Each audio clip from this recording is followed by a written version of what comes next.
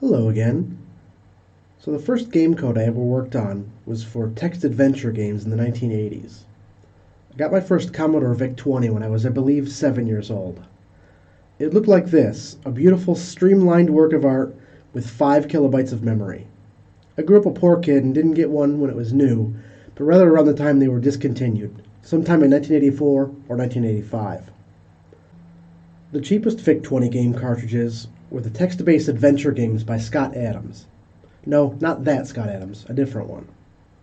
I'm not sure exactly which ones I had anymore, but I definitely remember playing Pirate's Cove and The Count.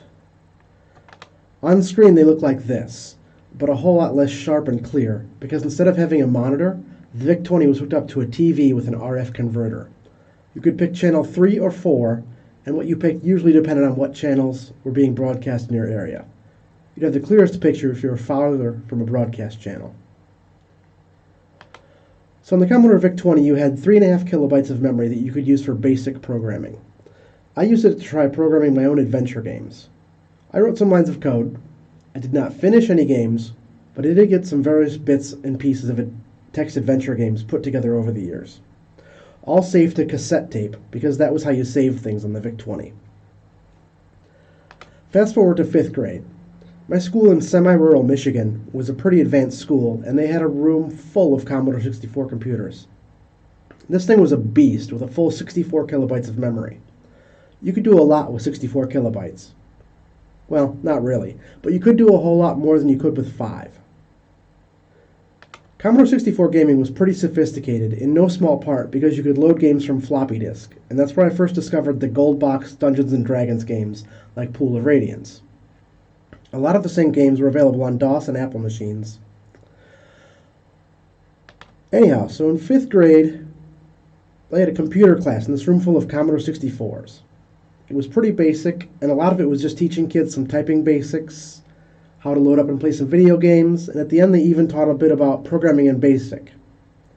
This is not an actual class picture, just some random internet find, because most people took maybe 1 or 2 photos a year back then, but close enough. Basic programming on the 64 was way more advanced and brain-meltingly blue.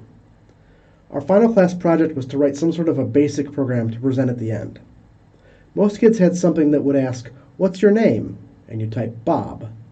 And it would say, "Hi Bob, what's your favorite color?" and you type green. And it would print, "Green is a nice color." I wrote a text-based gladiator arena combat game where you had to fight different opponents and work your way up the ranks to earn your freedom. I was super into Dungeons & Dragons at the time, so it was of course the type of thing I wrote. They had this display case where they printed out the programs of all the kids, and most were maybe 1 or 2 pages. Mine was 15. It was stapled to the board and then cascaded into a pile at the bottom of the case. It was an impressive and slightly hilarious sight. A few years later, I guess around 1988 or 1989, I graduated to the Tandy 1000EX, a DOS computer from Radio Shack with 256 kilobytes of memory, which I later upgraded to 640 kilobytes. Such power. DOS gaming was even more advanced. This was where I discovered The Bard's Tale, which is one of the games I'd admit to influencing my current game development project. Slightly later, I found the Wizardry series, which is also another strong influence.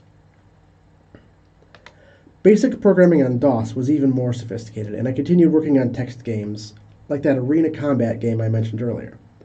Graphics were too confusing for me, and in those days it was generally done through some cryptic assembly language way beyond me. I didn't continue with it for much longer because I discovered girls and guitars and didn't really come back to computers until after my high school girlfriend and I broke up. So that's my first experience in game development. Thanks for watching. Next video I plan to show more of my development progress, and there will probably be 1 or 2 more short videos detailing more of my history with game and software development, so subscribe if you don't want to miss those.